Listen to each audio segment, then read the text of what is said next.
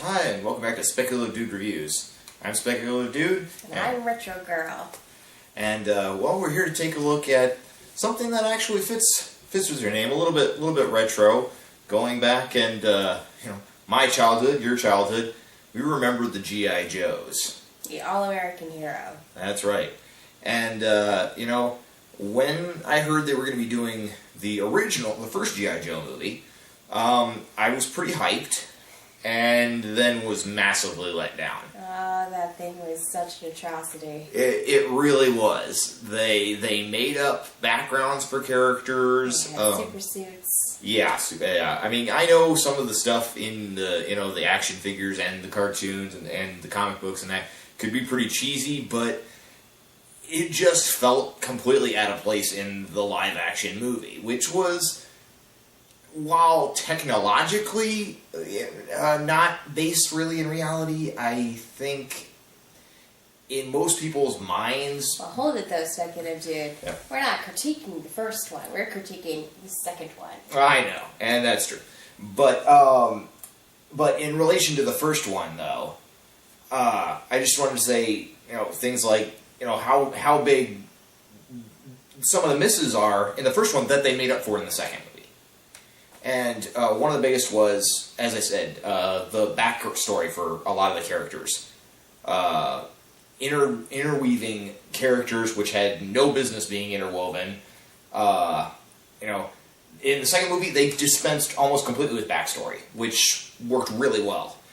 In fact, the only slight amount of backstory you get is a little bit of Storm Shadow's personal backstory, which follows from the first movie when they talk about his master being killed, which is actually, if you know anything about G.I. Joe lore, is actually part of his actual story. So one little bit of backstory they actually got right.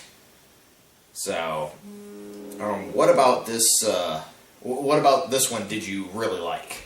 Well, what I did really like is that they actually carried on with the G.I. Joes actually being the all-American hero.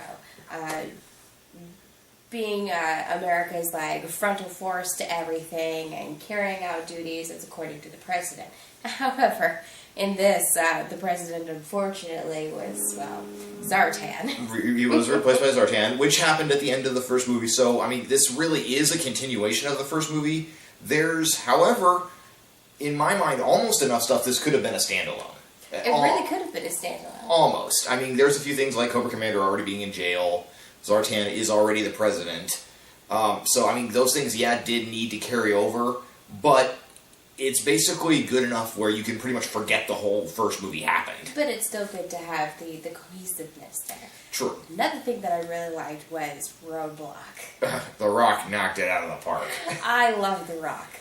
And let's just say that in the first couple of, probably about the first half hour, we established that... Give or take, yeah. Yeah, that he does really want a leadership command. I mean, he's He does. cool with being the second-in-command to Duke and everything like that, and we'll get to your major pet peeve. Yeah, we'll get to that one in a little bit, but yeah. But after that, they did a really good job. I mean, we don't even see Snake until, halfway through the movie. Close enough. I mean, you see a couple clips of him early on, but nothing solid in there. So. And I'll be honest, actually, he's really the only carrier. He and Storm Shadow, other than Cobra Commander, who's played completely different than he was in the first movie. In fact, actually, he's in this one very little, actually, now that I think about it. I mean, he's there, and he's a striking, imposing character, but because he's not Joseph Lovett, what's-his-face, he's not action. He's actually in it very little when you consider how much influence he has, which is not a bad thing. It actually works out quite well. But I just, looking back on it now when we saw it, I realized, wow, he actually wasn't on screen often. No. But Speculative Dude's major pet peeve at the end of the first movie was that Duke lived. Yeah, I did not like Channing Tatum as Duke. Which we all know is no secret. He does not like Channing Tatum whatsoever. No. But I will say one thing. Over the last week, and having seen this one, now, first of all, in the opening bits, he does... No. Make sure you say spoiler alert first. Okay, yeah, we do have spoiler alerts here. He does, a lot of, as seen in a lot of previews as well, he does die in this movie. But I will say this much for him. he did a much better job in the first little bit as Duke than he did in the entire first movie. In the first movie, Yeah.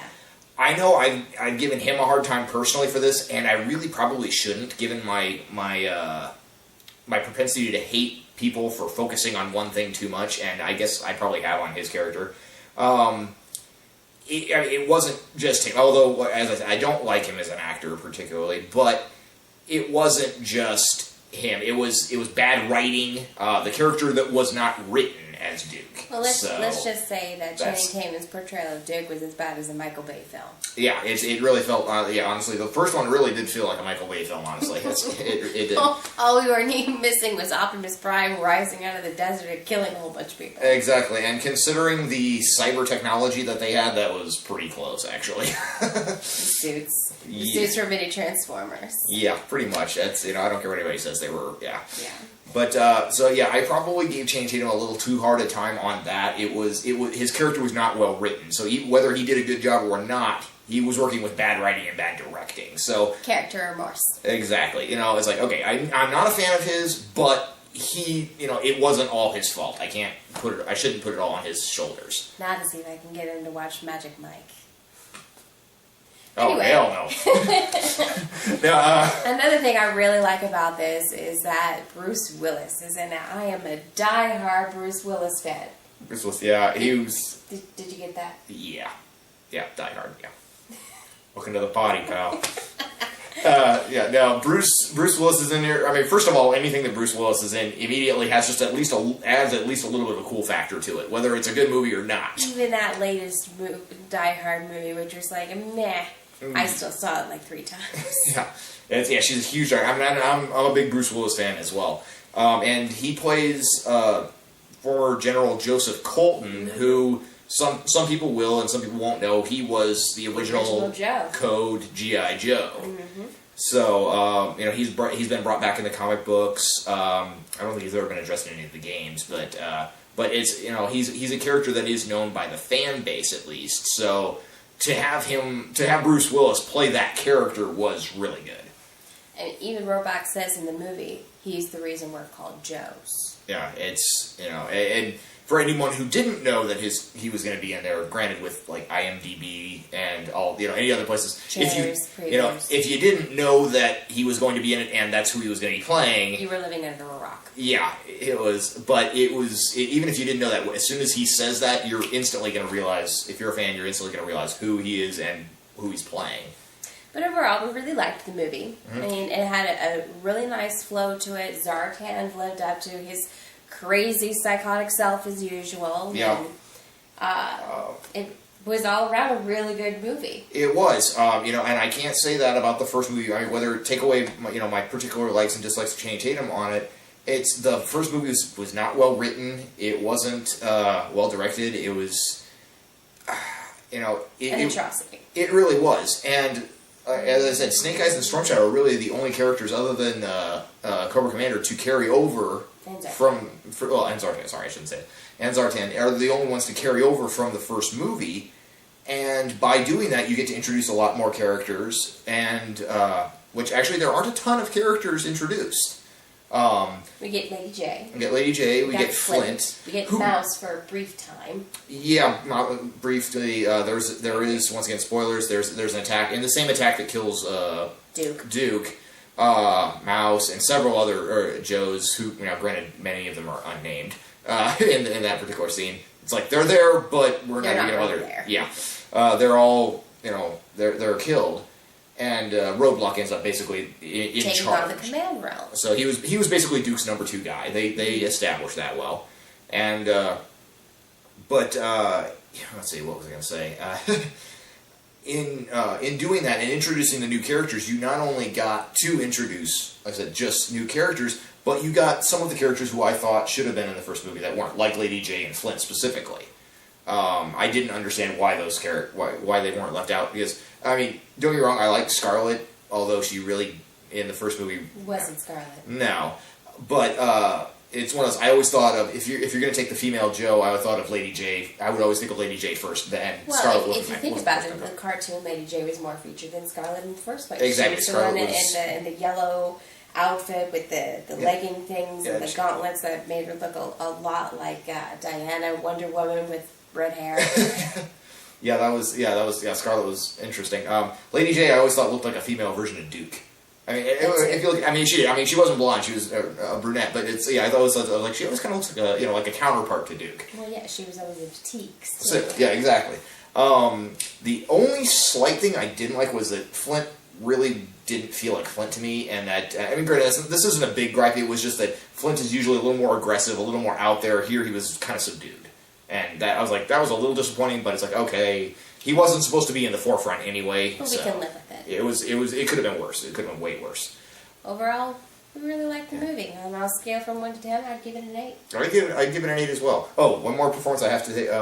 Ray Stevenson as Firefly. As Firefly. Because I'm sitting here watching this character early on and trying to think. I was like, who is this guy? I mean, he's doing. I won't say what happens during the scene, but don't want to spoil too much. But he's going in. You see this, but then all of a sudden you see these little mechanical fireflies, and it just hit me. I literally in the theater. I just go, Firefly. I was like, that's Cover Commander does say well. Firefly. Later he does say it, but it was as soon as. But I'm sitting here trying to. And Jesse knows this. Anytime I see whether it's G.I. Joe's, Transformers, whatever, I'm trying to pick out every little character. I'm one of those kind of guys. Just It's a little loud doing it too. Yeah, sorry. But I try and recognize every one of them because this is part of my childhood. And yours as well. But I had a lot of the action figures and all that. So I'm trying to pick out everyone's like, oh yeah, that guy, I knew that guy. All those things. And it just struck me. I was like, who is that? And I couldn't. And then as soon as I was like, Firefly, and that was just really cool. The reveal on that, and he did a great job on that too. So like I said, really good. They learned from the mistakes they made in the first movie, which I think is the most you can do for any franchise. Yeah, especially one that honestly I was not expecting a sequel, considering the first one did not do that well. They really did learn from their mistakes and improve on it. So I have doubts from the way this one ended. I don't think there's going to be another one, but there are rumors, so we'll see where that goes. It's tough to top it, honestly, if they do go for a third movie. The way this one ended, as well as it ended, it would be very difficult to. Yeah. So, but that's our opinion. Take it for what you will. We'll see you next week. Take care. Speculative Dude out. See ya.